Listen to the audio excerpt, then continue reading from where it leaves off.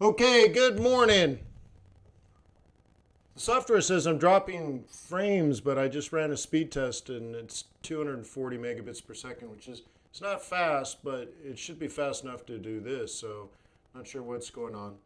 So, anyways, let me remind you that trading is risky, not appropriate for everyone. Your past performance, good or bad, is not necessarily indicative of future results. Please stay small, stay humble, focus on the long term, and never risk money you cannot afford to lose. So please confirm that you have sound. Guten Morgen. Lugo. So, good morning. I got my cappuccino. We survived Hurricane Sally. I don't know if she's gone now. Oops, look at this. I brought my coffee. I don't know if we survived it, but let me tell you, holy smokes, did it rain last night. Holy smokes, did it rain last night. Like, rain, and then more rain. I think there was 5 drops of rain on every drop. Heavy drops. Just rain. So I'm not even sure how much did it rain last night, but it rained a lot. In fact, maybe I could even ask, how much did it rain last night in Atlanta? Let's see that. I don't even know.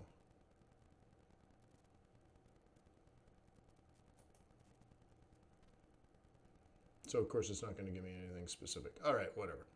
Oh.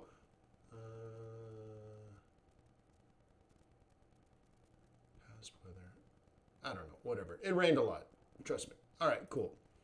So, yeah. Good to see you. How many people attended the FOMC broadcast that I did last night? Anybody? That was fun.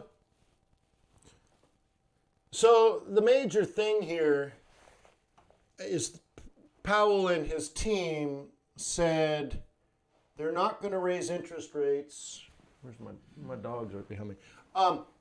They're not going to raise interest rates for years and years and years and years.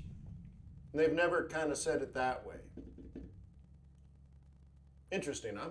That they're just not going to raise interest rates for years and years and years and years and years and years and years and years. So that's kind of cool. And he's like, this is a big deal. And then you could see in his eyes, he's like, how come people don't think this is a big deal? Right? And Steve Leishman of CNBC, he always has the best questions. And he's like, Mr. Chairman, you're targeting 2.5%. You've never even come close to that ever, and now you're super confident you will?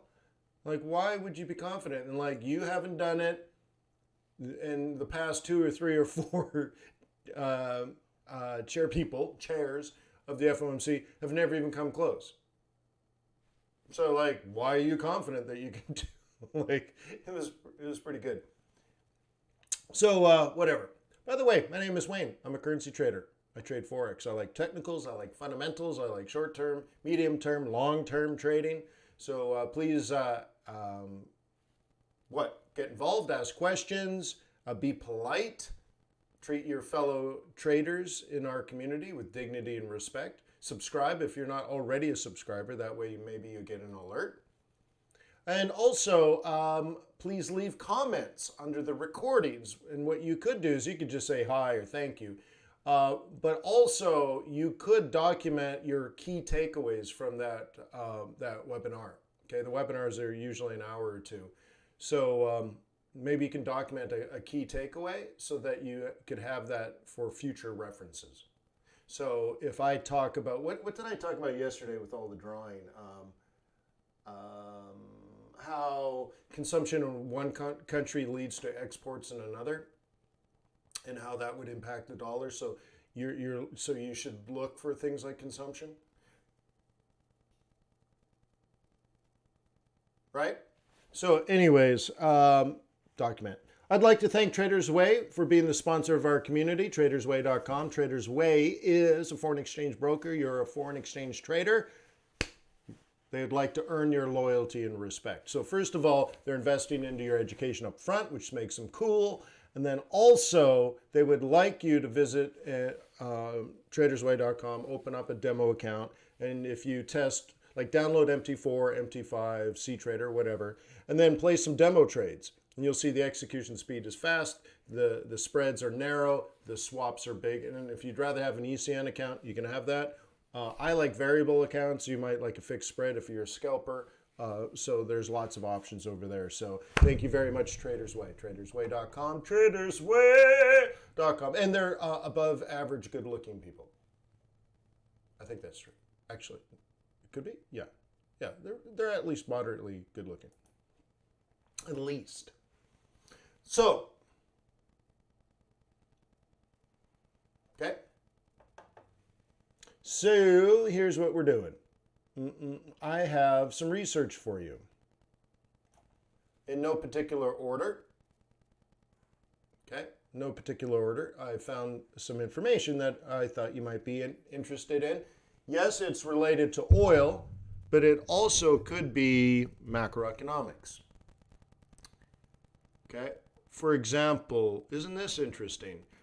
The first thing that you see here is the trend in U.S. crude oil imports from Saudi Arabia since 2016 has been falling. The United States imports less and less from Saudi Arabia. That's the first thing. So you note that. You can have that in an intelligent conversation with somebody, maybe a potential client one day, and you can just say, oh, well, I've been tracking the trends, and it's really interesting how the United States imports a lot less crude oil from Saudi Arabia than we historically have. And that will change the flow of money. Okay? Oh, cool, right? But what's this all about? It's interesting, isn't it? Does anyone want to take a guess on that?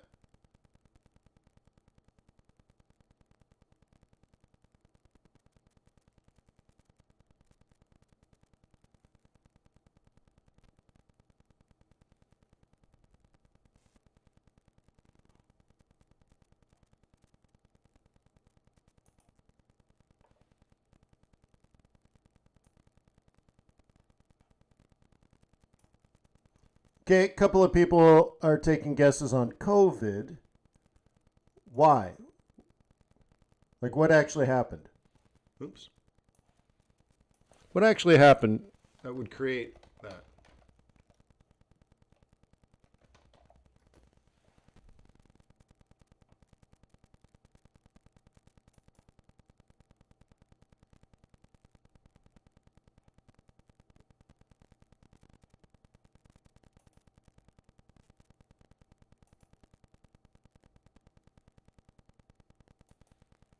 Well, we loaded the boats, right? But then they didn't show up. So they loaded the boats, and the boats didn't leave because of COVID. And then finally, when they were allowed to leave, right? So it was just kind of interesting. Consider it like a bottleneck, a glut. So it isn't supply or demand per se. It's more of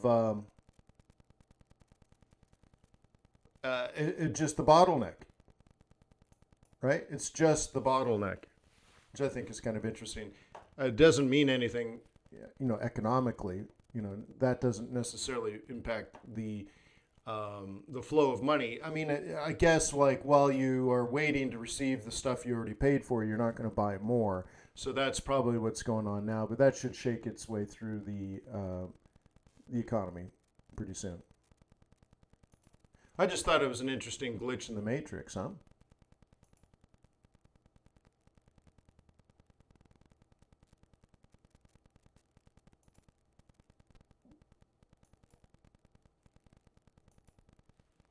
Okay, cool. So we'll get rid of that. All right, cool. Also, U.S. crude oil exports. So these countries are consuming, and what are we receiving?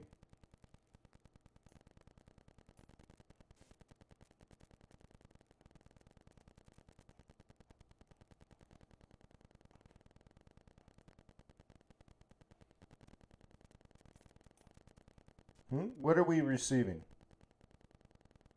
Because this does impact, doesn't it?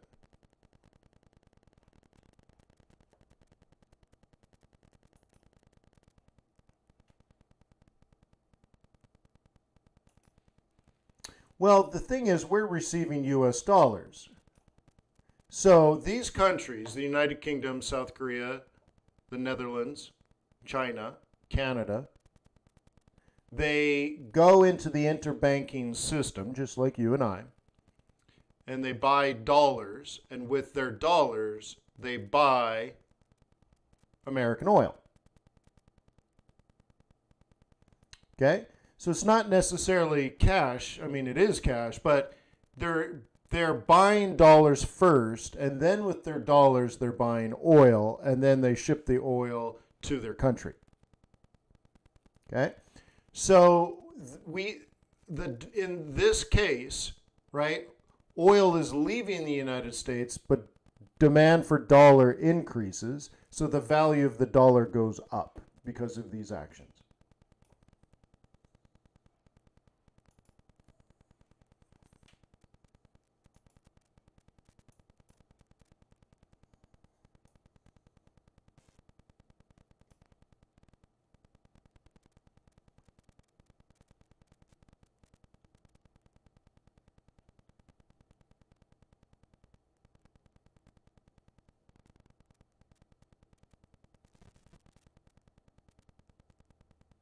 Hang on, YouTube is showing me an error, and maybe I can fix it now. I don't know if I can fix it now.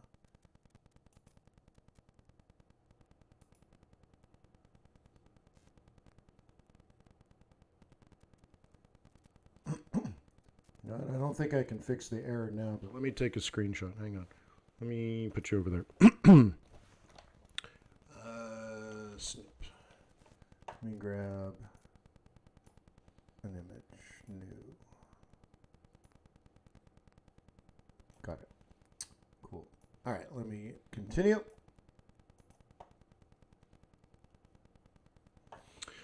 All right, so anyways, look at the change. China didn't buy a lot of oil in 2019, probably the trade war. Because 2018, right? So now 2020 looks about the same as 2018. Okay. Very interesting here, huh? So out of nowhere, China started accumulating inventories of energy from the United States of America. I think that's interesting, huh?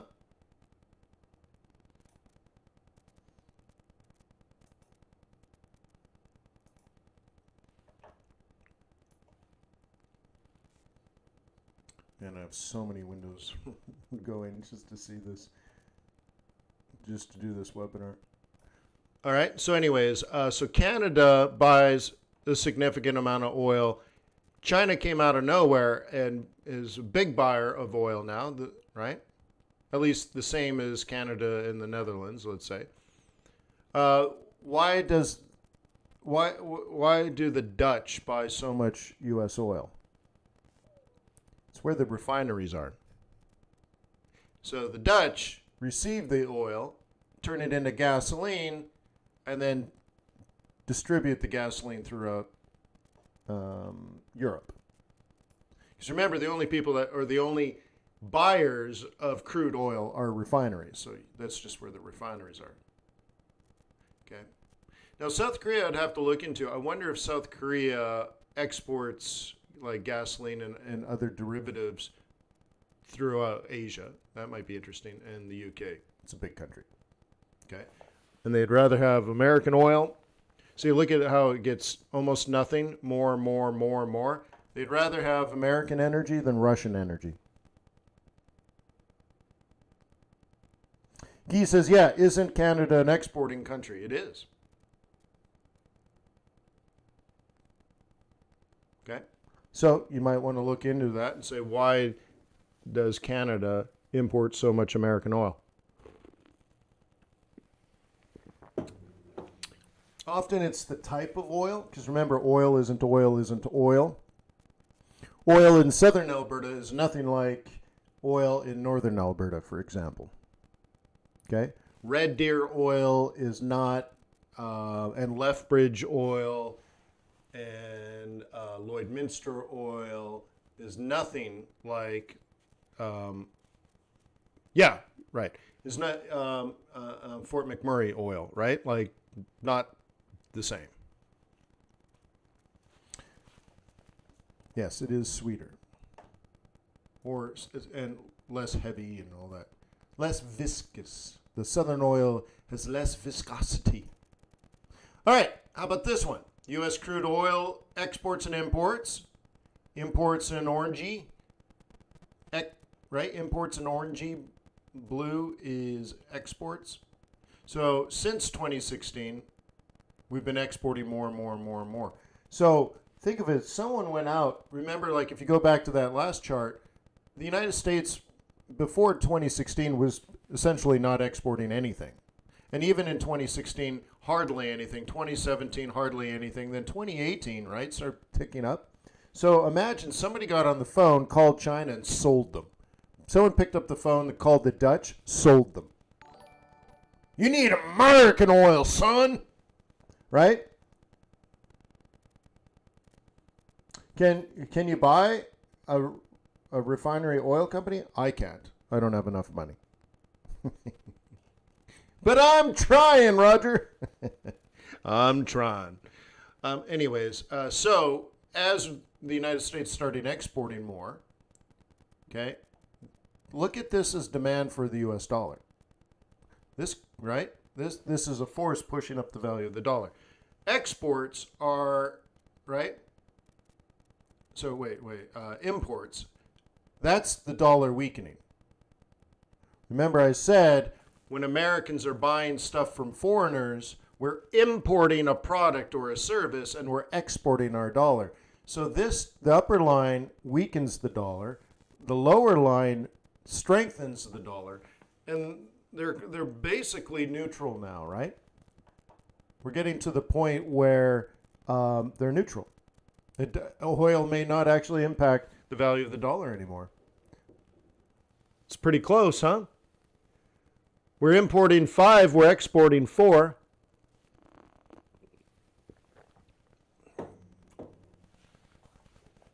And a lot less from Saudi Arabia, right?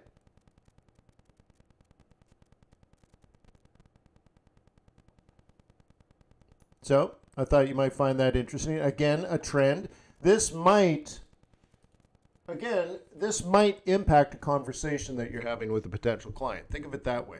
Yes, you're educating yourself now, and you're like, oh, this is interesting stuff, because now there's a macro trend in economics here. But also, like, where do I get all this information, right? Like, what am I doing? Well, I'm actually on the EIA website this morning before the webinar, doing my research, and I thought, oh, you guys might find this stuff interesting. These are long-term plays, right? And now you can say, ooh, well, exports have really dropped, recently due to the trade war between OPEC and Russia and America and all that kind of stuff, and maybe even COVID-19, but we've exported a lot less. And now, remember, when we're looking at this part of the equation, we've also been looking at a rig count, right? We recently looked at the rig count. And by looking at the rig count, we might be able to explore the idea that we can predict an upward move, which would change the direction of the flow, right?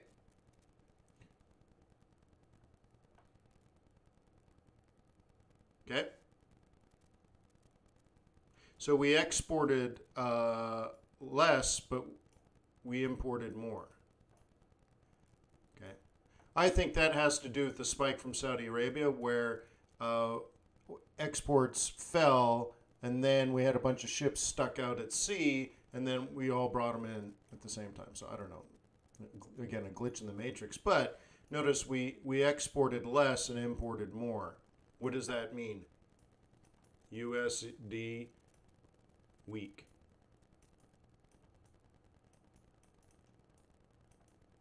Cool, right? So that's saying there's significant, there just on this would suggest weakness during that period. Neat, right? Okay. I know a little esoteric, but it's not too early in the morning. Oil prices, crude oil prices, year over year. Right, again, COVID, we're not back to normal yet.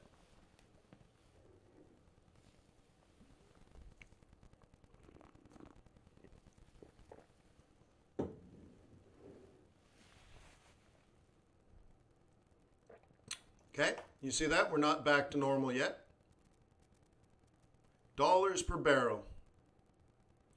Right? We should be at about 50 and we're under 40 right now. But according to this, if we were at like last year's average, we should be, 45 to 50. Not quite 50. I don't know. It depends. 40, 50, 60, 70, 60. Right?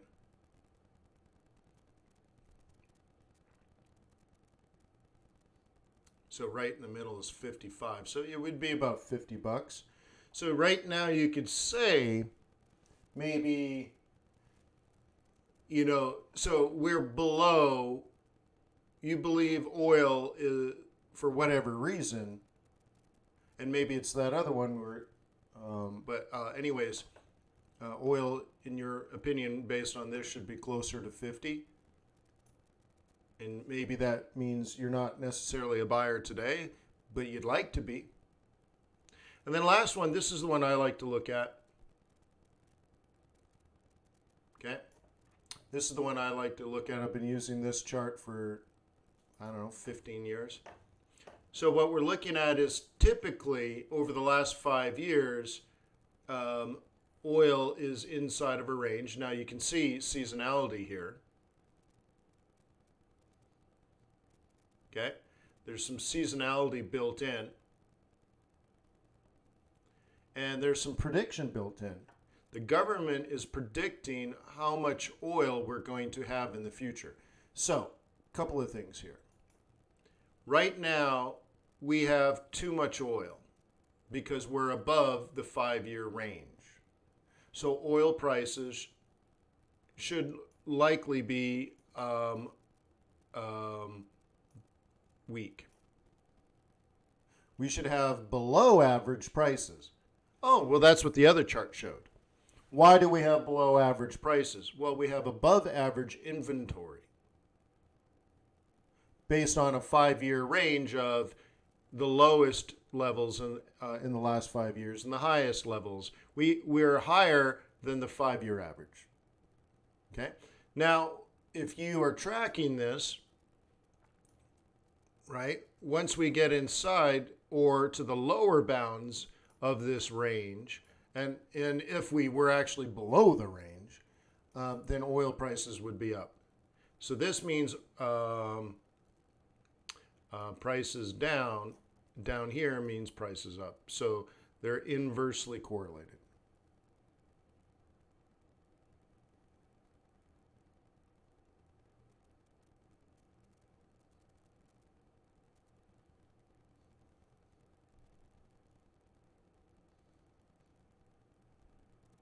Is that right, Kishkor? That's interesting. Yeah, please. That would make a lot of people happy. Wayne at fxbootcamp.com.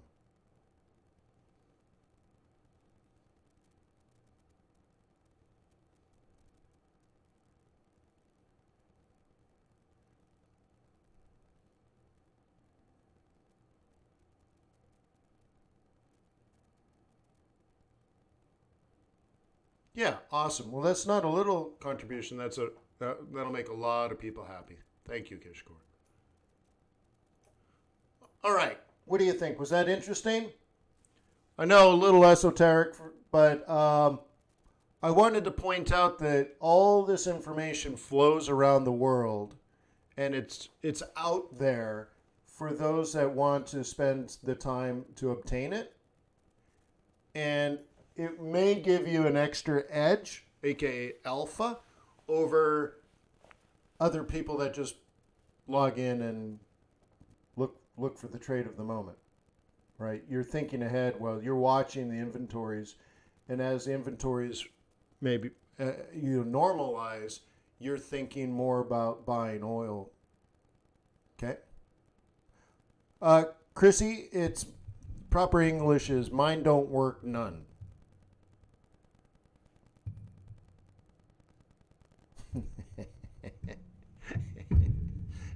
She's like, come on, I'm on my phone. Come on. I'm like, okay. When you live in the South, it's like, it don't work none. I think it might be broke, Bubba.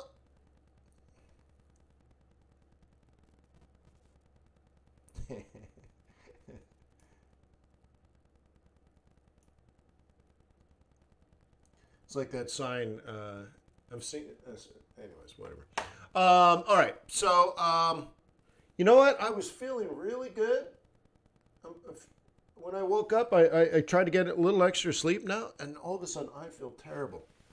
I feel tired. I don't know where. I got a big day today, too. So today is Thursday. That means the live trading group gets together for our Thursday war room meeting. So I'll see you there. I also have a meeting with the chairman and CEO, two different people, of a corporation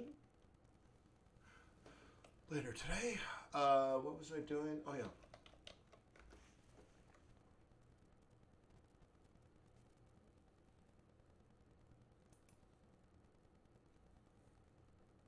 You're listening to Trade the News.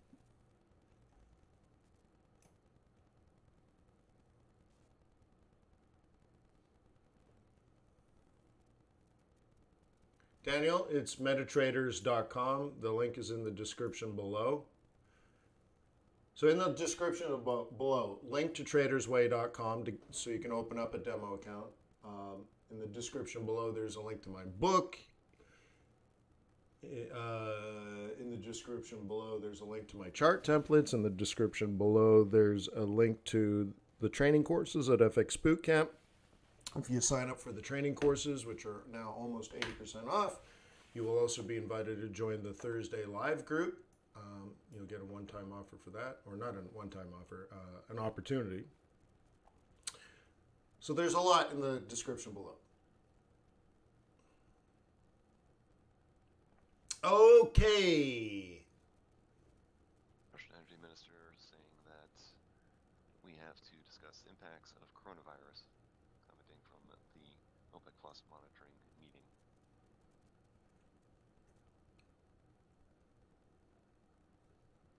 Russia's Novak saying that oil. Okay, everything seems to be on trend. Is not smooth.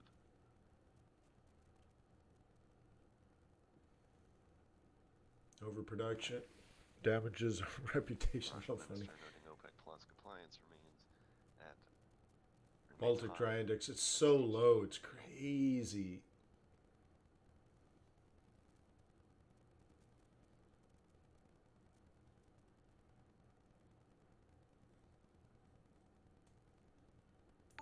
So funny.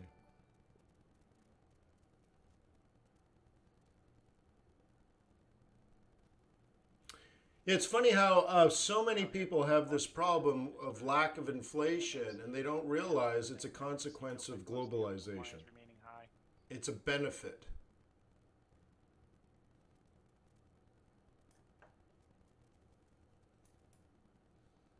Anyways.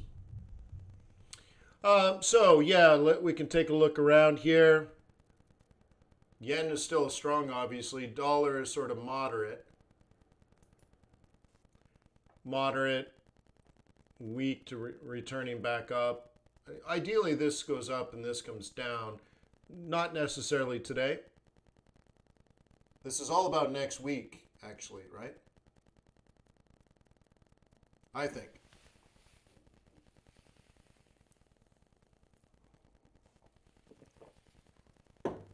I think this is all about setting up trades for next week while the market figures things out. So like we could look at some dollar pairs and look at US dollar strong here, Aussie's weak there, only on a 15-minute chart, right? So maybe this one is a good one to play with. It's just oscillating for position, nothing really much to say.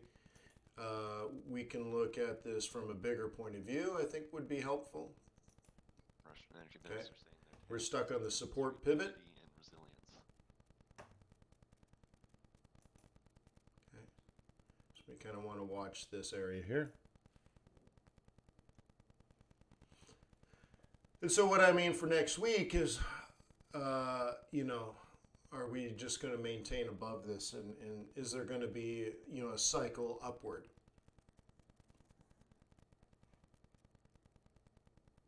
You see what I mean?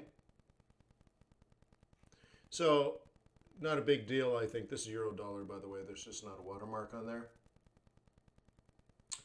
So let me ask you, what currency pairs would you like me to cover today? Or would you like me to cover gold and oil and Bitcoin? Or what do you want to do next?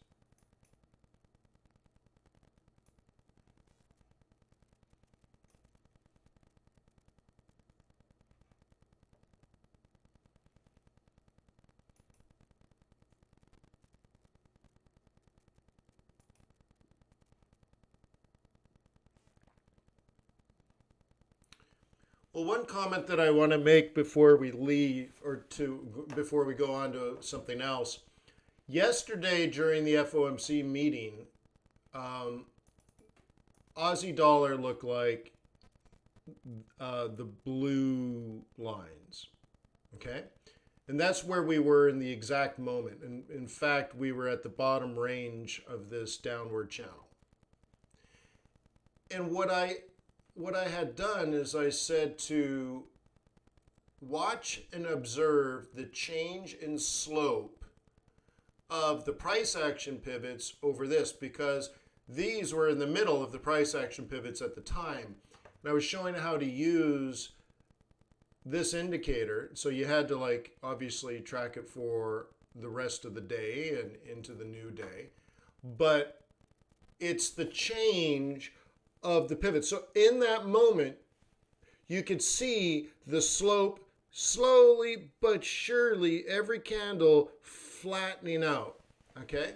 Now it continued for, many hours down, but at some point in here, okay, in this process of the new day, it flattened out and then steepened. And it's the changing of the guard that I want you to pay attention to. And that might be a helpful way to use this indicator, okay? Now for bears, you should probably wake up here, bears, right? You're probably thinking something like that if you're a bear, okay? Role reversal kind of thing. Okay. Italian government officials saying they're not aware. If you're a of bear, any this is what you're thinking. on its Okay. national network plan. So now So you not probably, aware of any EU veto on right, that's what the bears are thinking. national Okay. network plan in Italy.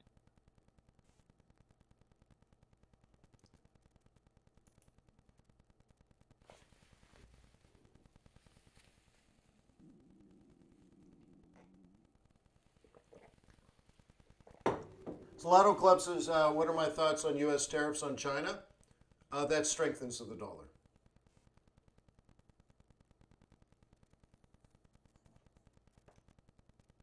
Okay.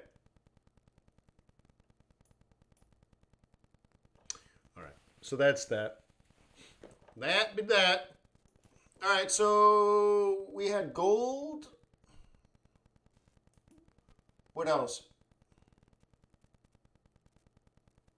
Discuss the FOMC statement. I did a whole webinar yesterday on it, and then I said something right at the beginning of this webinar. The only thing that really happened was the Fed predicted the economy and the value of the dollar indirectly, even though they don't say it that way, but to us it means that they're predicting at 3 years in advance. They actually told us when they expect to raise interest rates. So you need to do the work beyond that. They actually tell you when they expect to raise interest rates at the moment. Okay? So yeah, you guys definitely need to be on top of that stuff. You don't have to watch the webinar, just download the notes. You're like, the notes? Yeah, go to the Board of Governor website, download the notes. The statement, it'll tell you, read the statement. All right, gold. So gold, we were here yesterday, and remember how I said this is the key thing? This is the key thing. That's the key thing. Okay? Said I want it to go up, but it has to get through here, and it's going to be a real challenge. And then I marked this. So now, technically, I would not be buying anymore. Okay? Because there's been, if you want to call it that, a change in direction. And right now we're at support again, so it's too late to sell properly. So if you want to sell this,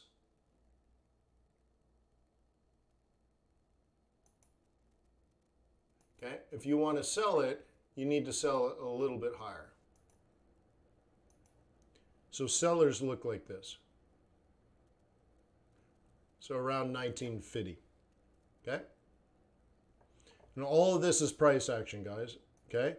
Just like this one. This was a buy, higher high predicts a higher low, which predicts a higher high, right? And then it went even higher, which predicts a higher low, which predicts a higher high, which predicts a higher low, which predicts a higher high, and we didn't get it, okay?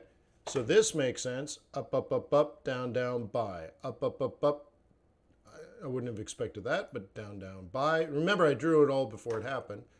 And then that predicted up. And this is so vertical because that was the far right of my chart. Like everything to the right of that didn't exist yet.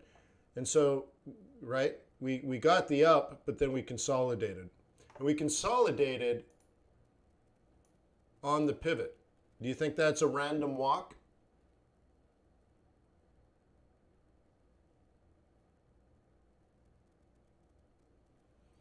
Oh, what is the news app I'm using? It's called tradethenews.com. So I don't know if they have a demo. Maybe they do. So visit tradethenews.com and let them know. You're like, hey man, saw Wayne on YouTube. I've been working with tradethenews.com since 2007? 2006 maybe? White House advisor Kudlow just reiterating that Trump Wait, before 2007. Probably 2005 to 2006. That's how long.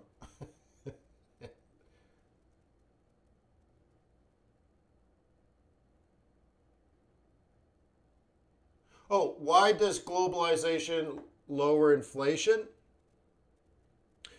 In the United States, for example, if I can get a foreigner to make something that for me cheaper than I could do it, that's what deflation is. So the standard of living in America is pretty amazing.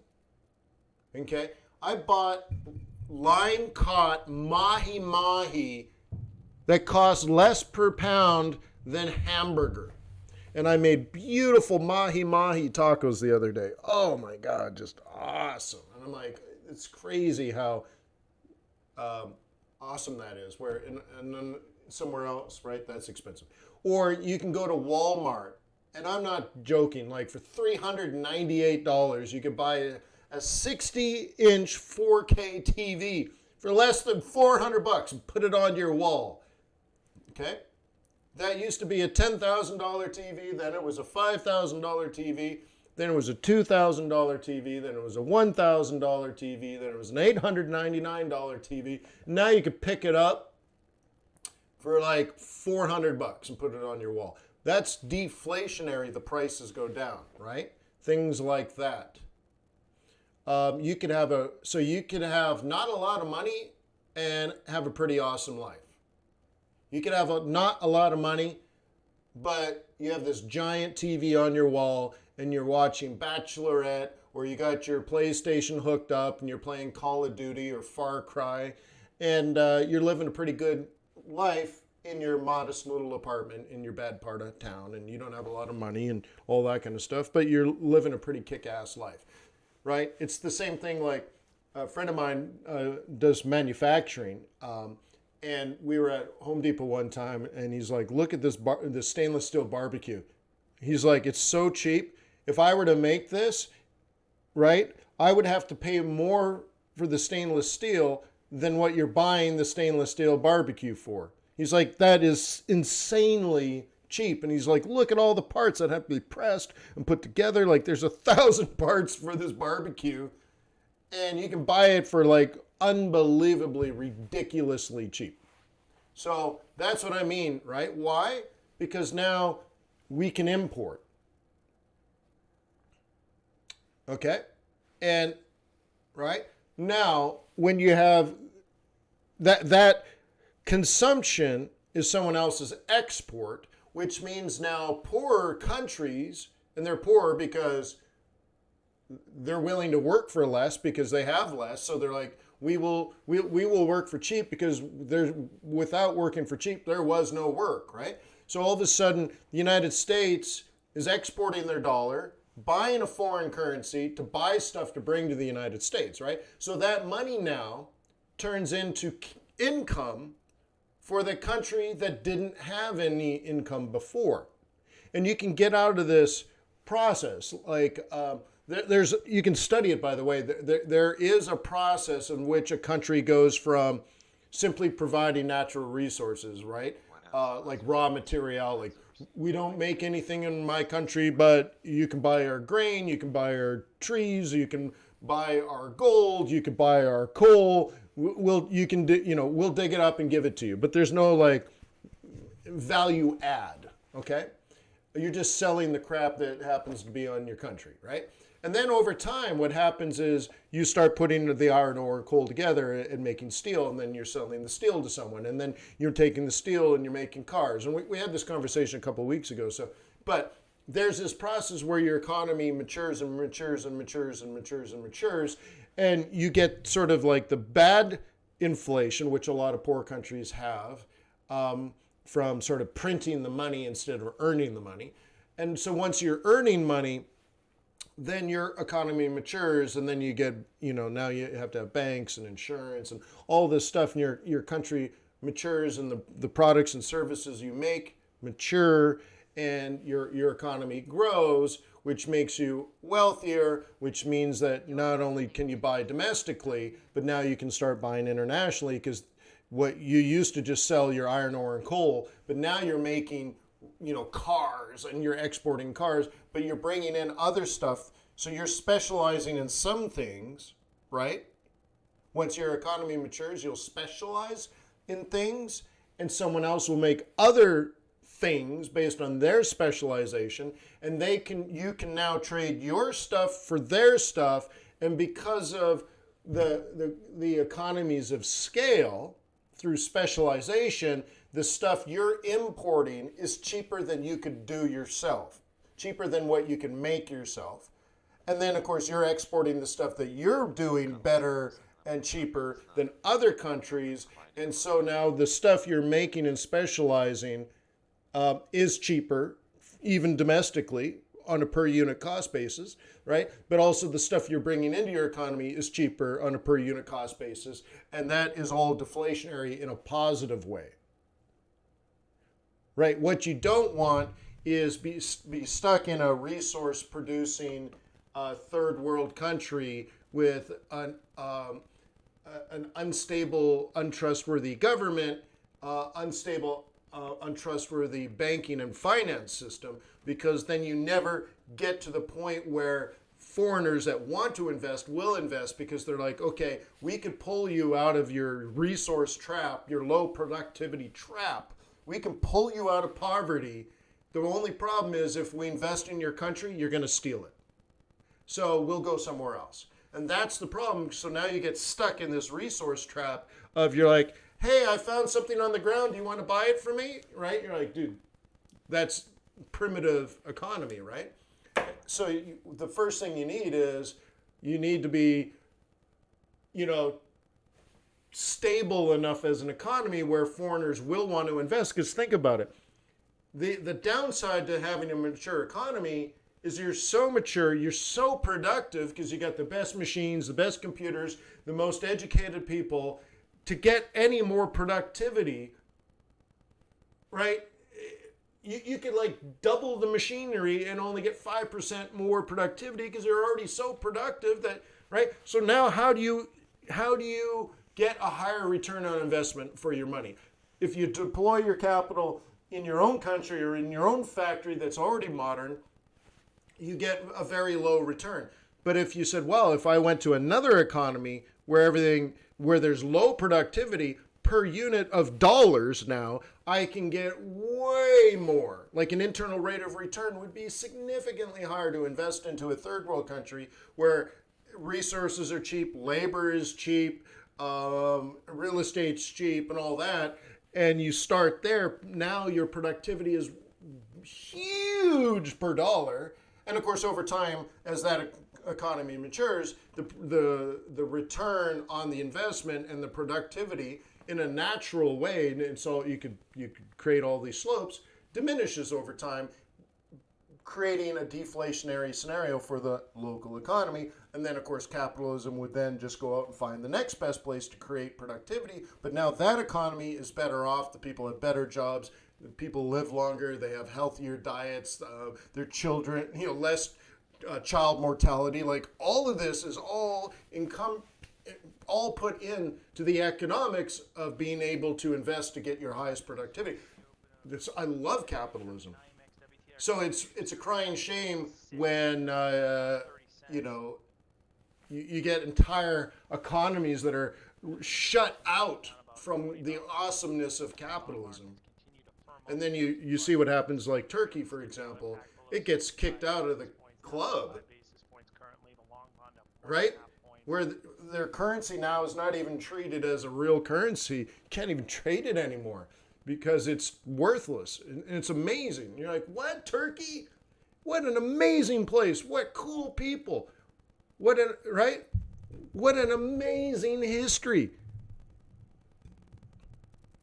It's a crying shame, right? And so on and so forth. There are entire economies, right? Right? Iran's probably another one. I know several people from Iran. Some of the nicest people I've ever met. Like, I have good friends. And you're like, what? And the history of Iran and Persia. You're like, oh my gosh, it's crazy, right? Streets paved in gold. 2,000% inflation. Turkey, 2,000% inflation, right? Why? It should be deflationary.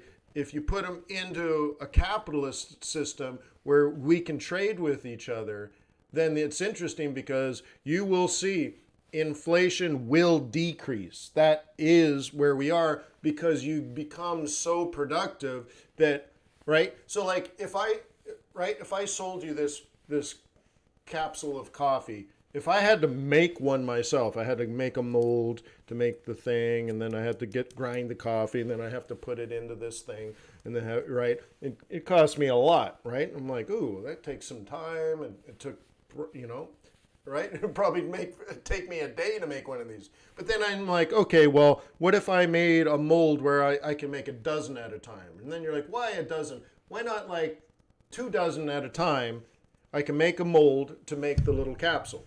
So I make that mold, and then 2 dozen at a time, I can put coffee in each, scoop, scoop, scoop, scoop, scoop, scoop, scoop. Right now, instead of taking a day to make one, in an hour, because I've made the mold, right? Maybe it takes 2 hours to make 50. So now I make hundreds per day. And then you're like, wow, I could have 100 molds. Well, I'll need a bigger space. Maybe I should get a warehouse. Maybe I should get some equipment. Maybe I should hire some staff. And you see what happens?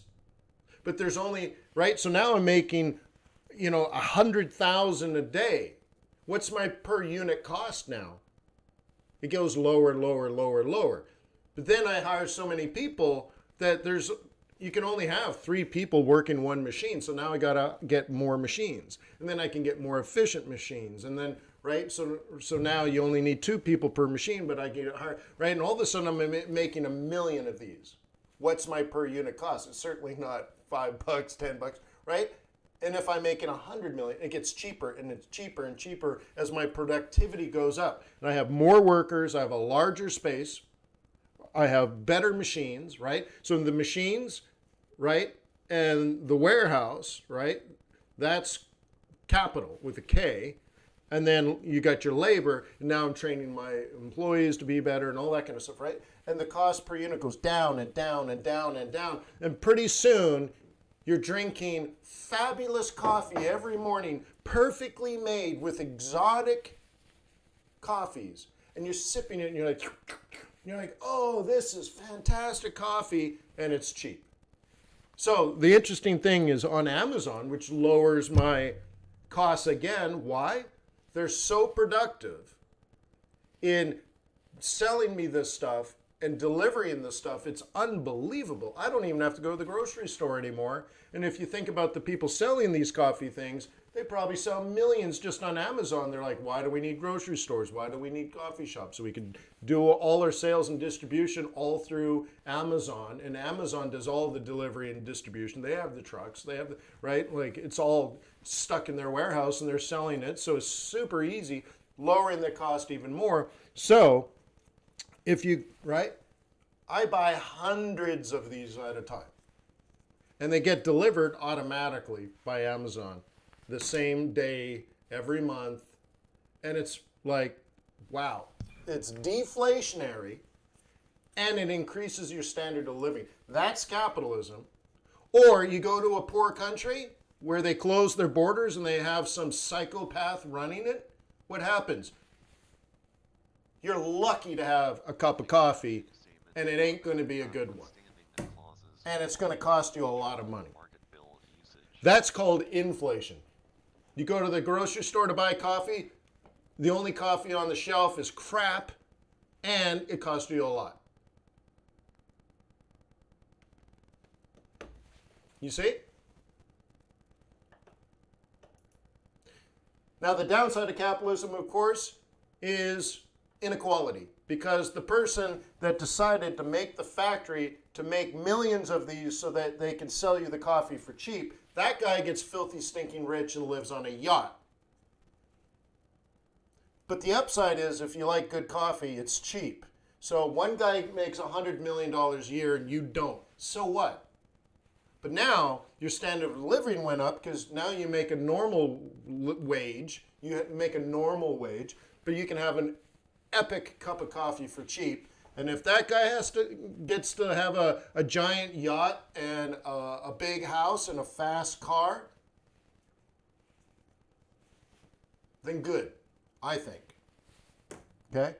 I have no problem with Jeff Bezos making $1 billion a day. It doesn't affect me none. Okay? Because Jeff Bezos was laughed at for decades as being an idiot. I was there. Ethiopian central bank governor. So anyways. Starting his commentary ahead of their redecision. The pace of growth in 2021 could be modest for South Africa. So what you're looking at here, guys, bears. Well, first of all, let's look at this. What time frame is this gold? 4 hours. We're on the fair market value for gold. And I would say that we're probably range bound. And we're in the middle of the range. So be careful on gold.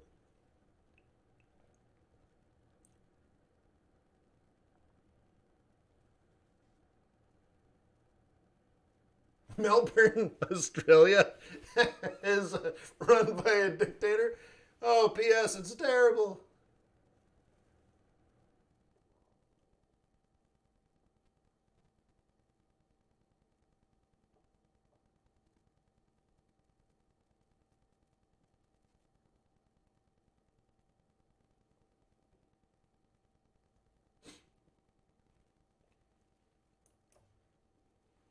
Boop, boop, boop, boop. So there's gold. Bitcoin. So Bitcoin went higher than I thought. Right? So there's our swing. So this we set up last week. The double bottom, then the higher high, and then there's the Friday front run.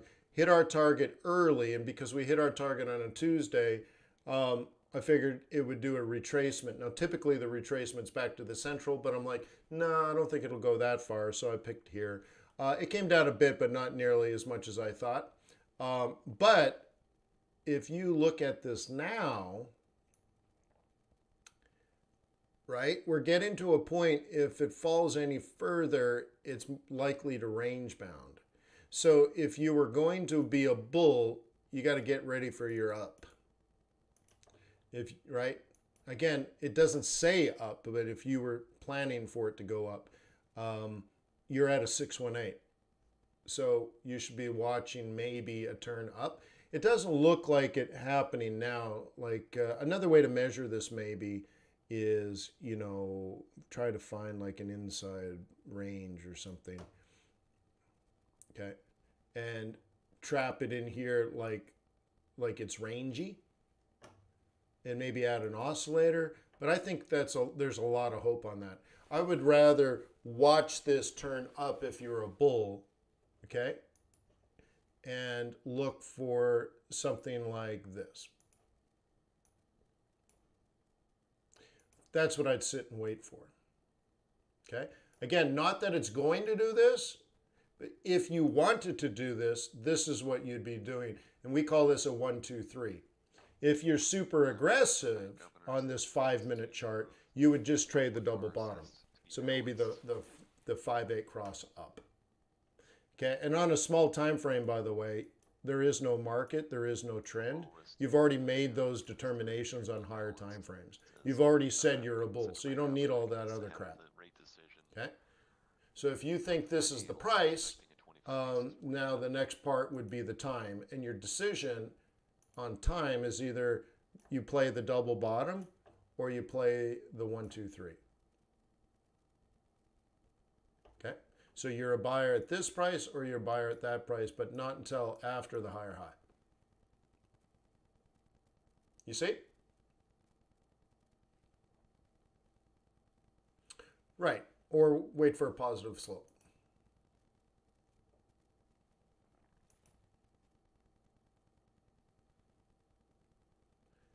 Okay, cool. What would you like me to cover next?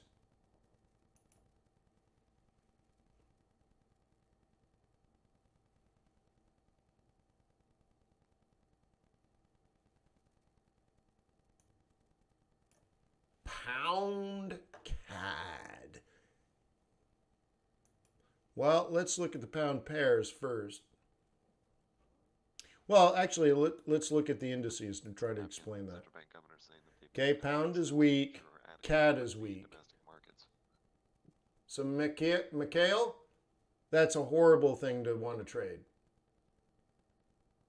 You see what I did?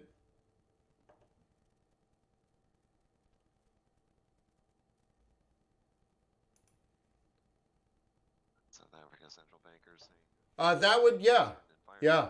So let's do this. Let's focus on Mikhail for a second here. Before you trade any crosses, well, first of all, when you trade a cross instead of a major pair, you're trading essentially, you're trying to trade an index. But, right, because the amount of money flowing between Canada and Great Britain today is nil. You understand that? Like the UK and Canada are not doing a big move today. Like they're not trading extraordinary amounts of money today versus yesterday, okay? So you have to say what you're actually doing is trading pound globally, the demand and supply of pound globally, and the supply and demand for the Canadian dollar globally. And if one happens to be strong or one happens to, and the other happens to be weak, you put the cross together and you're trading strong versus weak. But you're not actually trading the flow of money from Great Britain to Canada or vice versa. Compared to the $5 trillion a day, it's nil. It's not even a rounding error. It would be so small. So this is why I create indices. Now, let me show you how to create your own indice through your brain. This is called a relative strength exercise. And I started trading, when I first started trading almost 20 years ago, I did this manually before I even looked at a chart. Okay? So let me get a simplified version of the charts on here. Okay? Let me do the same across the board. Where's it? Simple.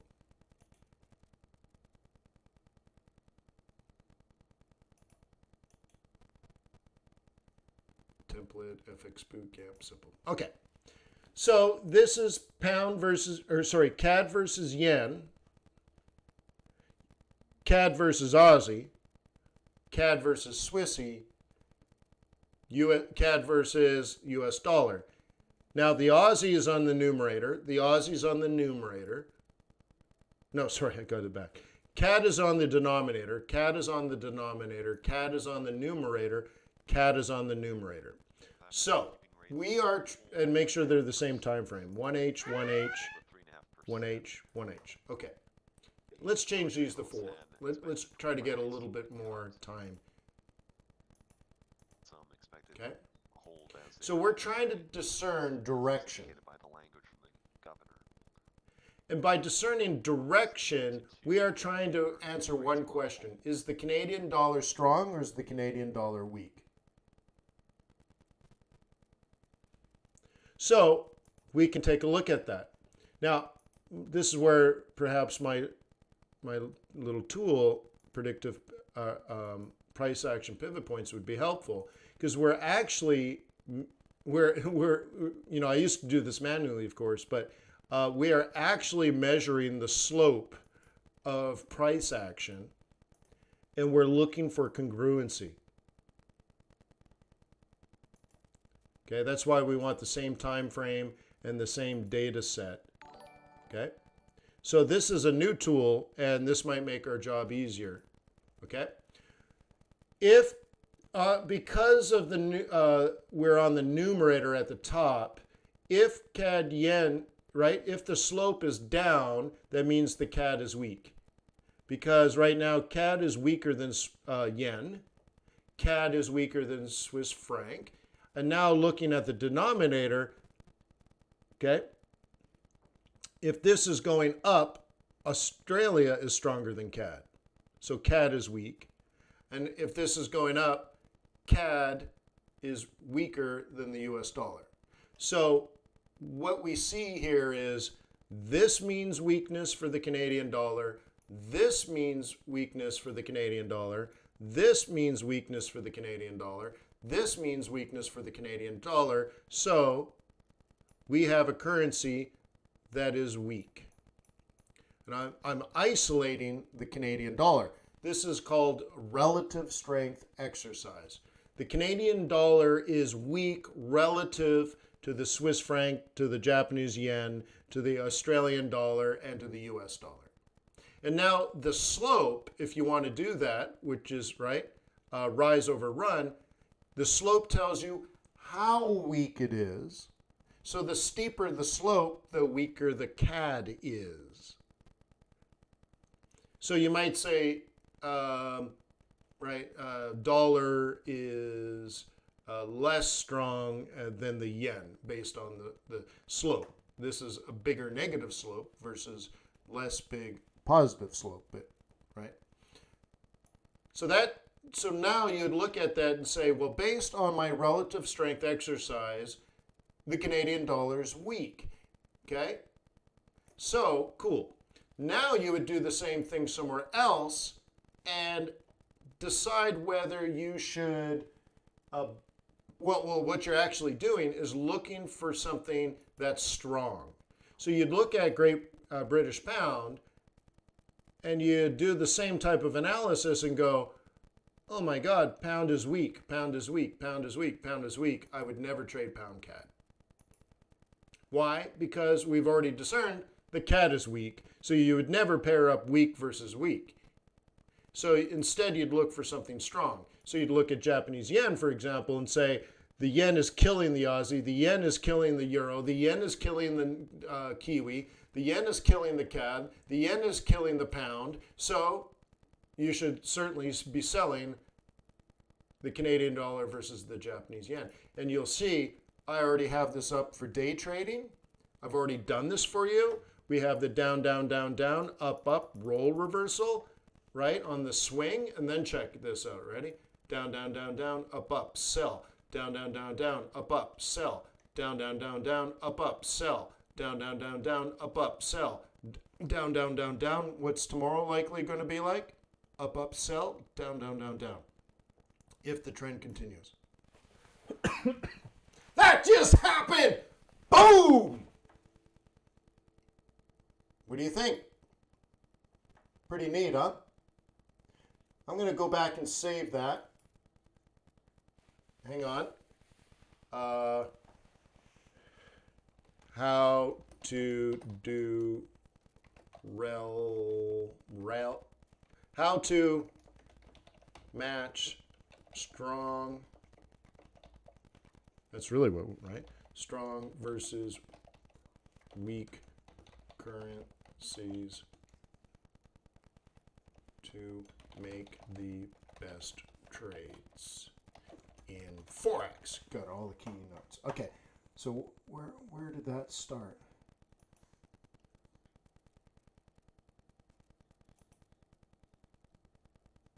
CAD versus US dollar. Now the Aussie is. Hang on. I'm just saving it.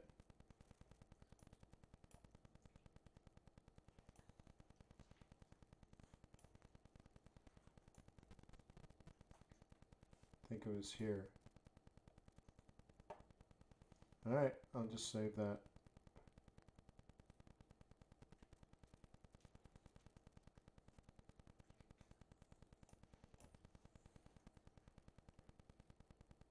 Cool.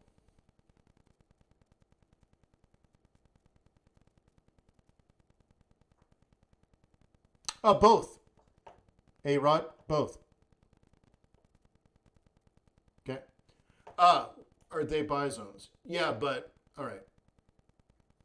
If it makes it easier. Sorry, I just see it. Sorry. So this is day trading bearish, I believe, right? So it's the same thing. Look, sell, sell, sell, right? This one was just hot to go. It was out of position. So by the way, when you're out of position, you trade the 4-hour 21, but all the day traders and swing traders know this. There's your sell, and then, you missed the front run already. But tomorrow, 79 and some change would be the sell. Okay? Notice how important relative strength is for that to work.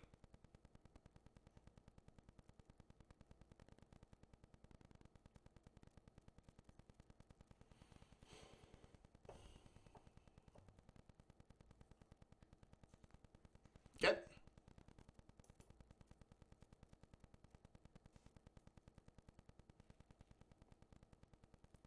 All right. Anything else? I saved that, so that's going to be a new video. I like that. It's called Instant Replay. It's uploaded already, but I don't know if it's going to be... Here we go.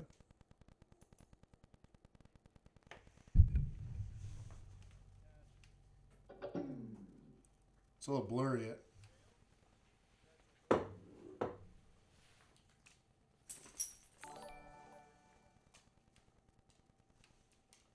Couldn't tell where it started.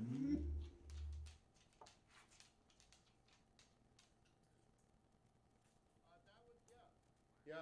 So let's do this. Let's focus on Mikhail for a second here.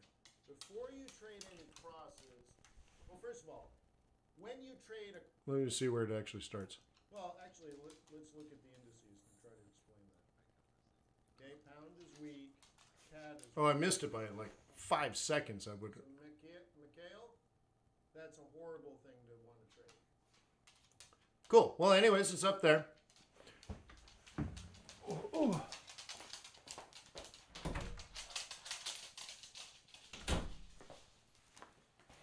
Cool. I'll be uploading it to MetaTraders someday. Yeah, it was the doggy. She doesn't like the hurricane outside. Someday. All right. What currency pair would you like me to do next?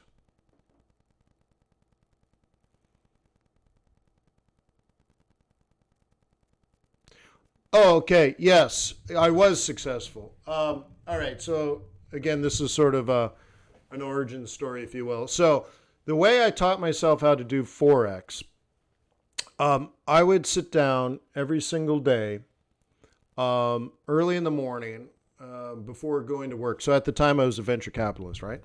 So I would wake up at like 4 o'clock in the morning. And I didn't even know why. Like, it was just the time I had available. It was funny. I wasn't thinking like London session and stuff like that. It was just 4 o'clock in the morning because I had a job.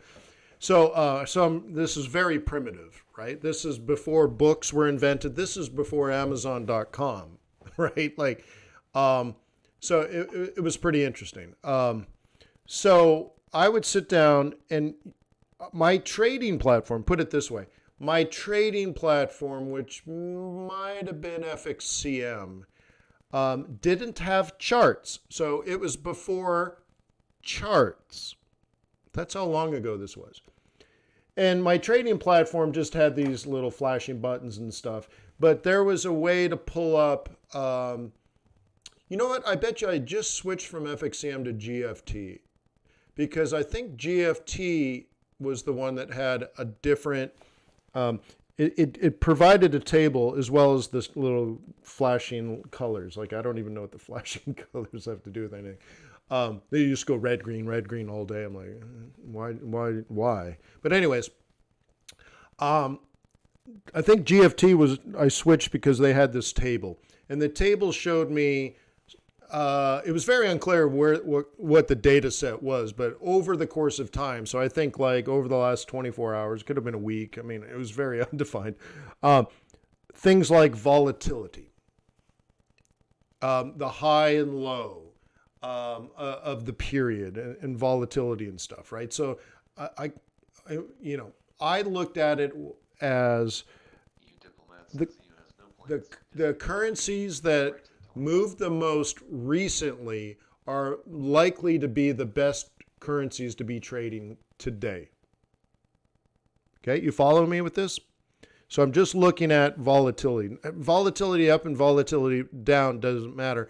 But, percentage up, like +3 versus -3. Okay? So I looked at that and then I said, all right, I need to create, it was weird, an index. So I opened up an Excel spreadsheet and I calculated the value and I calculated the relative change or the relative volatility of every single currency pair. Every single currency versus every other currency. So I looked at like what happened with the US dollar versus the Canadian dollar, the US dollar versus the Swiss franc, the US dollar versus the Japanese yen, the US dollar versus the euro, the US dollar versus the pound, and so on and so forth. And I filled out a whole row. So imagine one row was US dollar, and then at the top was all the other currencies. And then down the other side were all the other currencies. So I filled out the row, and then I filled out the other row, Swiss franc versus everything, and filled out that row, and then pound versus all the other pairs, and pound, right? And then, of course, down the middle, you get this, even because it's pound versus pound, CAD versus CAD, all right? So I filled out this spreadsheet, okay? And at the end, it told me the relative strength versus each other. What it helped me do was match the strongest currency in recent history versus the weakest currency in recent history. And then I created under the table, then I created this row and I lined up all the currencies in a row from strongest to weakest. So you could see like on that particular day, let's say today, Japanese yen is one of the strongest. So Japanese yen would be on the far left. And then one of the weakest would be the pound and the CAD. So that would be way over there. Okay, way on the right. And then I would match them up and say, okay, well, pound yen short, CAD yen short. Okay, then I had to do a spread analysis because back then pound yen was like 18 pips, not 3 pips. Okay, and so some things were more expensive to trade than others, and through sort of correlation analysis, I could probably trade something similar to pound yen, but at half the spread. And I'm like, okay, I'll do that one, right? And then I get down to 3 projected trades of the day, okay? And I would write them down based on, I'd filter from the spread. And so I would say, okay, today I want to sell CAD yen, I want to sell pound yen, and I want to sell Aussie yen. Or not, well, today it wouldn't be Aussie yen, it would be not euro, Kiwi yen, okay? Then, check this out. You ready for this? You ready for this? Then I opened a chart. I already knew exactly what I wanted to sell and why. It would take me at least an hour every day doing this research. Now, the danger of Forex is I think people can log in and throw down a trade. Woohoo! And I would spend 90 minutes doing research before I even opened a chart. And from that, I knew exactly what I was going to trade and why.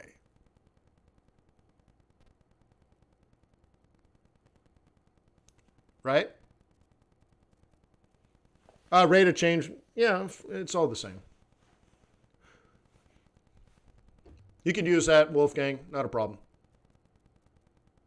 But you see that, guys? That's what I did every single day. And you could do, and by the way, this is why I have these scans for you to do relative strength exercises. Okay? You can scan the Aussie, mentally create your index. Is it strong or weak today?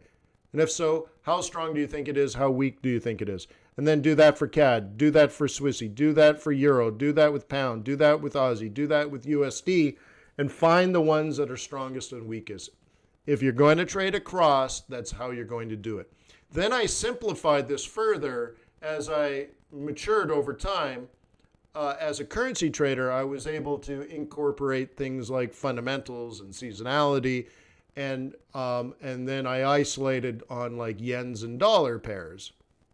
Or I'm trading a commodity pair or an exotic pair, and I know why fundamentally, not based on relative strength, which is more sort of in the moment technical.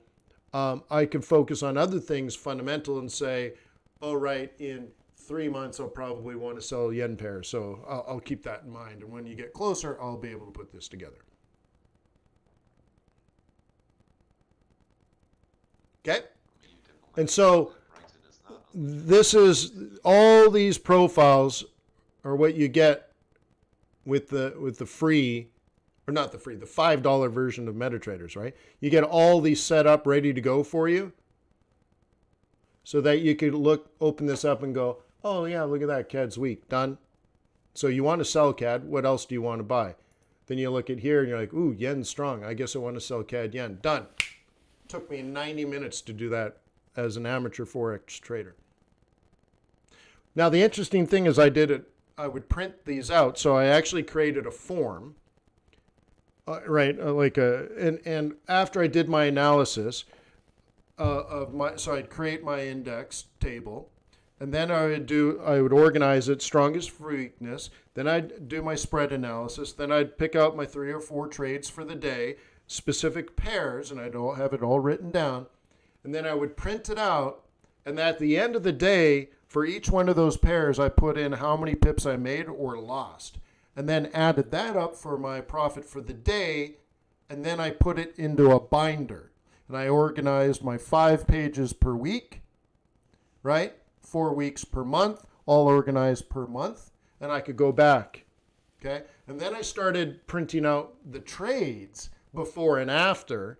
And then you'll see that led to what I talk about in my book, where you're reliving every trade, because I could go back and say, all right, 27 Tuesdays ago, I could open up my go to that Tuesday, and there's my table, my index, and my trade planning for the day. Like literally, these are the 3 trades I planned on trading that day. And then I'd go to the next page, and there's the first trade before and after, the second trade before and after, third trade before and after. And I realized what I could do is I could start looking at the before and say, would I have done that knowing what I know now? And how should I have actually traded it based on what actually occurred, based on like what did my plan work or did it not work, and why, and what could I have done better? What was my strength? What was my weakness? And so I started doing strength and weakness exercises for myself. And oh my God. So it's all in my book, obviously. Right? Like 1/3 of my book is dedicated to how to keep a trade journal properly. That's the crap I did on my own with no mentor and no resources. There were no books. Amazon.com hadn't been invented yet. I went to Barnes & Noble. The only thing available there was Forex Made Easy, and that was stupid. It told you nothing.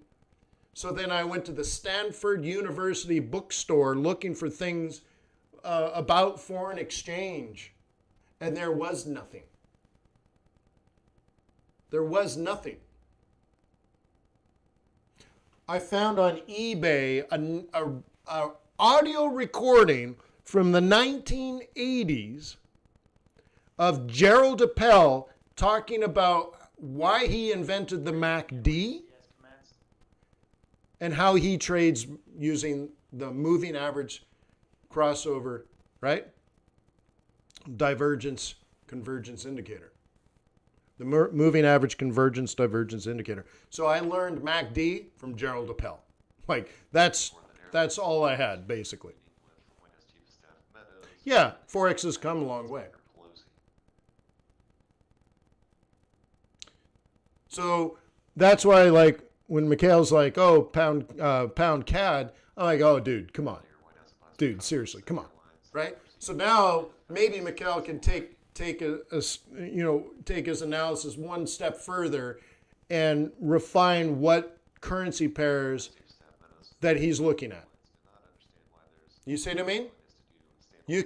That's one step further for your improvement. Once you start picking the right pairs to trade today, your outcome is likely to be better because you're basically betting on something that's already occurring. Now, the problem you'll find over long periods of time is what happened, yesterday doesn't always predict what happens today.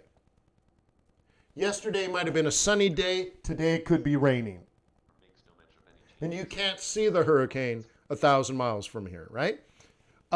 So you can then get better. Now, to me, the hurricane 1,000 miles from here that made it rain today is fundamentals. All right? So anyways, you can at least get better at the research, but don't rely on it entirely. But if you get yourself in a situation where you're selling CAD yen every day, CAD yen will eventually go up. And you might take a day or two to see it in your analysis and your relative strength. Okay? More from the OPEC Plus draft saying OPEC Plus sees the risk of oil demand from the second. So anyways, what do you think? I think we'll leave it there.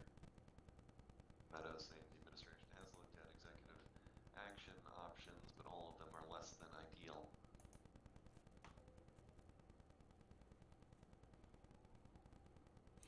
So, happy Thursday. If you're in my live trading group at fxbootcamp.com, I will see you today at 4 p.m. to set up next week's trades. And, of course, answer your questions and work on day trading and all that kind of stuff. No whiskey today, though. OPEC No whiskey today. says Not in the office. the economy recovering. And So peace on earth. May the pips be with you. May your profits be above average. Have a wonderful day. I'll see you tomorrow.